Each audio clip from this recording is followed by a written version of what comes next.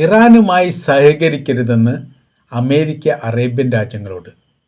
അമേരിക്കയെ വിശ്വസിക്കാൻ പറ്റില്ലെന്ന് അറേബ്യൻ രാജ്യങ്ങൾ തിരിച്ചും അഭിപ്രായം പറയുകയാണ്. 2-3 കാര്യകാരണങ്ങൾ വിശദീകരിച്ചുകൊണ്ടാണ് ഈ വിഷയവുമായിട്ട് ബന്ധപ്പെട്ട് അറേബ്യൻ രാജ്യങ്ങളിൽ നിന്ന് പ്രതികരണങ്ങൾ പുറത്തു വന്നത്. ഔദ്യോഗികമല്ലെങ്കിൽ പോലും അവിടെ പ്രതികരണം പറയുന്നത്, ഒന്ന്, ഖത്തറിനെ ആക്രമിച്ചതാണ് ഇസ്രായേൽ, അപ്പം മൗനം പാലിക്കപ്പെട്ടു. പിന്നീട് രണ്ടാമത്തത്, കഴിഞ്ഞ ദിവസം ഹോർമസ് കടലുമായിട്ട് ബന്ധപ്പെട്ട് സൗദിയുടെയും ഖത്തറിന് പൂർണ്ണ സംരക്ഷണം നൽകുമെന്ന് പറഞ്ഞുകൊണ്ട് അവർ അമേരിക്ക സ്വന്തമായിട്ട് ഉണ്ടാക്കിയിരിക്കുന്ന റബലായിരിക്കുന്ന വഴിയിലൂടെ പുതിയതായിരിക്കുന്ന ഒരു പാത വെട്ടിയതാണ്. അതിലൂടെ ഒരു സമാന്തര പാത എന്നാണ് അതിന് പറയുന്നത് തന്നെ. അതിലൂടെ കപ്പലിനെ കടത്തിവിട്ടു. എന്നാണ് ഇറാൻ ആക്രമിച്ചു. ആ ആക്രമണത്തെ പ്രതിരോധിക്കാൻ വേണ്ടിയിട്ട് അമേരിക്കയ്ക്ക് സാധിക്കാതെ പോയി. ആ കപ്പലിനെ കുറിച്ച് തന്നെ വല്ലാത്ത രീതിയിലുള്ള അഭ്യൂഹങ്ങൾ നിലനിൽക്കുകയാണ്. ഖത്തറിൻ്റെത് കപ്പൽ പരമാവധി പരിക്ക് പറ്റിയിട്ടുണ്ടെങ്കിൽ പോലും അത് തിരിച്ച് ഒമാനിലെത്തിക്കാൻ വേണ്ടി സാധിച്ചിട്ടുണ്ട്. എന്നാൽ സൗദിയുടെ കപ്പലും അതിനെ പിന്തുടർന്ന് വന്ന മറ്റൊരു കപ്പലിനെ കുറിച്ചും കൃത്യമായിരിക്കുന്ന വിവരങ്ങൾ ഇപ്പോഴും ഔദ്യോഗികപരമായ രീതിയിൽ പുറത്തു വന്നിട്ടില്ല. അതെന്താ സംഭവിച്ചത് എന്നതിനെക്കുറിച്ചും കൃത്യമായ രീതിയിൽ വിവരങ്ങൾ രണ്ട് രാജ്യങ്ങളും പറയുന്നില്ല എന്നുള്ളത് യാഥാർത്ഥ്യമാണ്. ഇവിടെ നടന്നിരിക്കുന്ന സംഭവം കൂറ്റൻ ചതിയാണ്. ആ ചതി അമേരിക്ക ചെയ്തിരിക്കുന്നു. ഒന്ന് ഇസ്രായേലുമായിട്ട് സംയുക്തമായ രീതിയിൽ ചേർന്നു, ഒന്ന് ഒരുപക്ഷെ അമേരിക്ക നേരിട്ട് ചെയ്തു എന്നുള്ളതാണ്. ഇപ്പോഴത്തെ സാഹചര്യം എന്ന് പറഞ്ഞാൽ വലിയ ആക്രമണ കാര്യങ്ങളൊക്കെ അറേബ്യൻ രാജ്യങ്ങൾക്ക് നേരെ നടത്തിയിട്ടുണ്ടെങ്കിലും ഇതുവരെ ഒരു അറബ് രാജ്യവും ഇറാനിലേക്ക് ഒരു മിസൈൽ ഇട്ടുകൊണ്ട് ഒരു പ്രതികാരം ചെയ്തിട്ടില്ല. പ്രതിരോധിക്കുക മാത്രമാണ് ചെയ്തത്, പ്രതികരണങ്ങൾ നടത്തിയിട്ടില്ല. അത് ചെയ്യണം എന്നുള്ളതാണ് ഇസ്രായേലിൻ്റെ താല്പര്യം. ആ ഇസ്രായേലിൻ്റെ താല്പര്യമാണ് അമേരിക്ക പറയുകയും ചെയ്യുന്നത്. നിങ്ങൾ എന്തുകൊണ്ട് തിരിച്ച് ആക്രമിക്കുന്നില്ല, അത് തീർച്ചയായിട്ടും ചെയ്യണം, നിങ്ങളുടെ സുരക്ഷയുമായിട്ട് ബന്ധപ്പെട്ട കാര്യമാണല്ലോ എന്നുള്ളത്. അതിന് അവർ പറയുന്ന കാര്യം ഇങ്ങനെയാണ്, ഞങ്ങൾ അവരെ ആക്രമിക്കുന്നില്ല, ഞങ്ങളുടെ ഭൂമി ഉപയോഗിച്ചുകൊണ്ട് നിങ്ങളാണ് ആക്രമിക്കുന്നത്. അപ്പോൾ ഇവിടെ സംരക്ഷിക്കേണ്ട കാര്യവും നിങ്ങൾ സംരക്ഷിക്കേണ്ട കാര്യവും ആ ബാധ്യതയെല്ലാം നിങ്ങൾക്ക് തന്നെയാണ്, നമ്മൾക്ക് അത് ബാധ്യതകളൊന്നും ഇല്ല എന്ന് അറേബ്യൻ രാജ്യങ്ങൾ ആ വിഷയവുമായിട്ട് ബന്ധപ്പെട്ട് പറയുന്നത്. പല അറബ് രാജ്യങ്ങളും പ്രത്യേകിച്ച് UAE ഖത്തറിൻ്റെ പേരൊക്കെ പറഞ്ഞുകൊണ്ട് പറയുന്നുണ്ട് ഇറാനുമായിട്ട് രഹസ്യ കരാറ് കാര്യങ്ങൾ ഉണ്ടാക്കിയിട്ടുണ്ട് എന്നുള്ള തരത്തിലാണ്.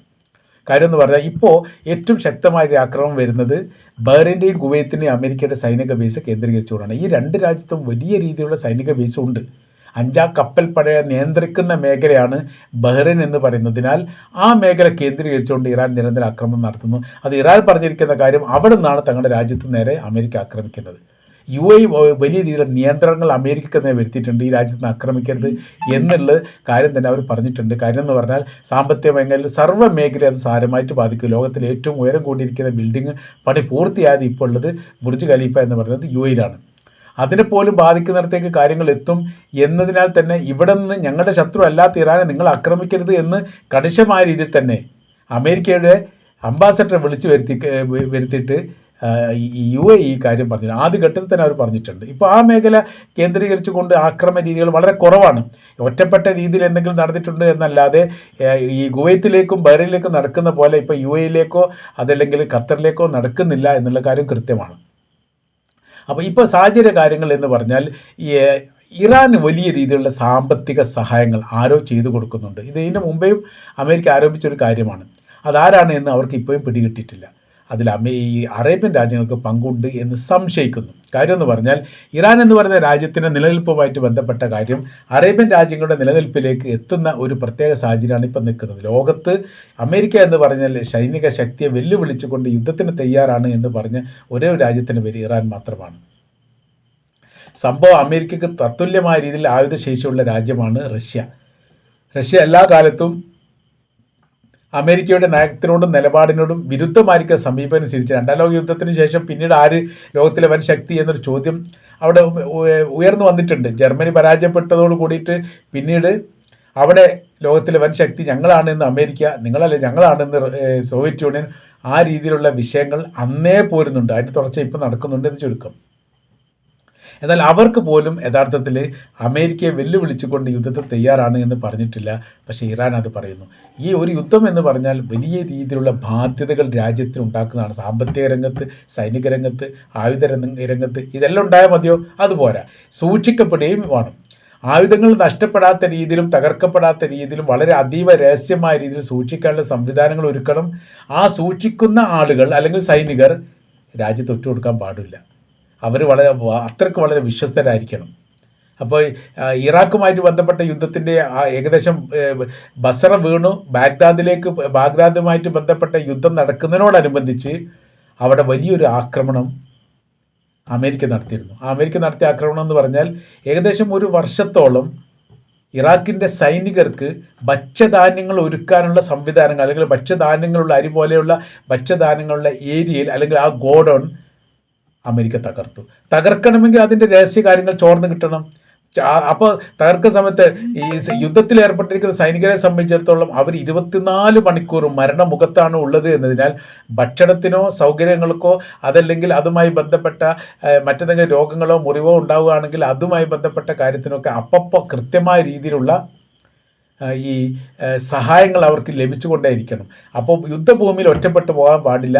ഇറാഖിൽ യുദ്ധഭൂമിയിൽ ഒറ്റപ്പെട്ട് പോയിട്ടുണ്ട്. സൈനികരുടെ തോക്കിൻ്റെ അകത്ത് ഉണ്ട തീരുന്ന സമയത്ത് അത് മാറ്റിക്കൊടുക്കാൻ പോലും ആരുമില്ലാത്ത രീതിയിൽ ശത്രുവിൻ്റെ മുമ്പിൽ നിന്ന് മരിക്കേണ്ട അവസ്ഥ പല ഘട്ടങ്ങളിൽ പല സൈനികർക്കും ബാഗ്ദാദിൽ ഉണ്ടായിട്ടുണ്ട് എന്നുള്ളത് ഒരു യാഥാർത്ഥ്യമാണ്. അപ്പോൾ അതൊന്നും ഉണ്ടാവാൻ പാടില്ലാത്ത വിധം, അങ്ങനെ സംഭവം തന്നെ നടക്കാത്ത വിധം വളരെ കൃത്യതയോടുകൂടി തന്നെ ഇതിനെ അതിജീവിക്കാൻ വേണ്ടിയിട്ട് ആർക്ക് സാധിക്കണം? ആ രാജ്യത്തിലെ ഗവൺമെൻറ് സാധിക്കണം. അത് ഇറാനിൽ നടക്കുന്നുണ്ട് എന്നുള്ളതാണ്. അതിന് വലിയ സാമ്പത്തിക സഹായം വേണം. സാമ്പത്തിക സഹായം എന്ന് പറയുന്ന സമയത്ത് ഡോളർ വിനിമയം നടത്തുന്ന സമയത്ത് ഒന്നുകിൽ ഡോളർ രൂപത്തിൽ കിട്ടണം. അങ്ങനെ ആ സമയത്ത് പെട്ടെന്ന് വിനിമയം നടത്താൻ വേണ്ടി സാധിക്കും. ആ രൂപത്തിൽ അവർക്ക് കിട്ടുന്നുണ്ട്. അത് ചൈനക്ക് നൽകിയിട്ട് അവർ മാറ്റി കറൻസി ആക്കി, അങ്ങനെ പല രീതിയിലും പല രൂപത്തിലുമാണ് അവിടെ കാര്യങ്ങൾ നടക്കുന്നത് എന്നുള്ളതും ഇത് ഇപ്പോഴും ഏത് തരത്തിലാണെന്ന് മനസ്സിലാക്കാൻ വേണ്ടി പറ്റില്ല. ഗസയുടെ ചില കാര്യത്തിലൊക്കെ ഉപമിക്കുന്നുണ്ട്. ഗസയിൽ 2 കൊല്ലത്തോളം ഇസ്രായേൽ യുദ്ധം ചെയ്തിട്ടും ഏതാണ് ഹമാസിൻ്റെ ബങ്കറുകൾ എന്ന് കൃത്യമായ രീതിയിൽ കണ്ടെത്തി അതിനെ നശിപ്പിക്കാൻ വേണ്ടി സാധിച്ചിട്ടില്ല. ഇപ്പോഴും ഇസ്രായേൽ ജയിച്ചിട്ടില്ല. ഇപ്പോഴും അവിടെ ഹമാസിൻ്റെ ഏരിയകൾ ഒരുപാടുണ്ട് എന്ന് മാത്രമല്ല, ഓരോ ദിവസം അവർ പുതിയ ഏരിയകൾ കണ്ടുപിടിക്കുന്നു, അല്ലെങ്കിൽ പിടിച്ചെടുക്കുന്നു എന്നുള്ളതാണ്. അപ്പോൾ ഇസ്രായേൽ സൈന്യം അവിടെ ഉണ്ടെങ്കിൽ പോലും അവർക്ക് പരമാധികാരത്തിൽ ഇടപെടാൻ വേണ്ടിയിട്ടോ വല്ലാത്ത രീതിയിലൊരു നിയന്ത്രണം ഉണ്ടാക്കാനോ വേണ്ടി സാധിക്കാത്ത വിധം അവർ പരാജയത്തിലാണ്. സംഭവം ലോക സൈനിക ശക്തിയുള്ള രാജ്യമാണെന്നൊക്കെ പറയാമെന്നല്ലാതെ ഹമാസ് എന്ന് പറഞ്ഞ വിഭാഗത്തിന് മുമ്പിൽ തളർന്നിരിക്കുന്ന ഒരു സ്ഥിതിയാണ് കാണാൻ വേണ്ടി സാധിക്കുന്നത്. ഇറാനിലേക്ക് നോക്കുന്ന സമയത്ത് സ്ഥിതി അങ്ങനെയൊക്കെ തന്നെയാണ്, മാറ്റങ്ങളൊന്നുമില്ല. അമേരിക്കയെ സംബന്ധിച്ചിടത്തോളം അതിജീവിക്കാൻ വേണ്ടി സാധിക്കുന്നില്ല. ഇറാൻ്റെ മുമ്പിൽ തോറ്റുപോകുന്നു, തളർന്നു പോകുന്നു, ക്ഷീണിച്ചു പോകുന്നു. എങ്ങനെയൊക്കെയോ തട്ടിമുട്ടിങ്ങായിട്ട് കുറച്ച് നീണ്ടുപോയി എന്നല്ലാതെ യഥാർത്ഥത്തിൽ ഒരു വിജയമുണ്ട് എന്ന് പറയാൻ വേണ്ടി അമേരിക്കയ്ക്ക് ഇപ്പോഴും സാധിച്ചിട്ടില്ല. അതിൻ്റെ ഇടയിലാണ് ഈ സാമ്പത്തിക വിഷയങ്ങളും വിശ്വാസവുമായിട്ട് ബന്ധപ്പെട്ട കാര്യങ്ങൾ വരുന്നത്. നിങ്ങൾ ഞങ്ങളോടൊപ്പം നിൽക്കണം, ഞങ്ങൾ നിങ്ങളെ സംരക്ഷിക്കുമെന്നാണ് American president Donald Trump Arabian രാജ്യങ്ങളോട് പറഞ്ഞിരിക്കുന്നത്. നിങ്ങളെ ഒരിക്കലും അങ്ങനെ വിശ്വസിക്കാൻ വേണ്ടി പറ്റില്ല. ഞങ്ങൾ യുദ്ധവുമായിട്ട് ബന്ധപ്പെട്ട് പല ഈ നിരീക്ഷണങ്ങളും നിങ്ങളുമായിട്ട് ബന്ധപ്പെട്ട് നടത്തിയിട്ടും അത്തരം ഒരു കാര്യത്തിൽ ഞങ്ങളെ സഹായിക്കുന്ന രാജ്യമാണ് അമേരിക്ക എന്ന് മനസ്സിലാക്കാൻ വേണ്ടി ഞങ്ങൾക്ക് സാധിച്ചിട്ടില്ല, അല്ലെ സാധിക്കുന്നില്ല എന്നൊരു മറുപടി കൂടിയാണ് യഥാർത്ഥത്തിൽ അറേബ്യൻ രാജ്യങ്ങൾ അമേരിക്കൻ പ്രസിഡന്റ് ഡൊണാൾഡ് ട്രംപിന് കൊടുത്തത് എന്നുകൂടി നമ്മൾക്ക് മനസ്സിലാക്കാൻ വേണ്ടിയിട്ട് സാധിക്കുന്നു.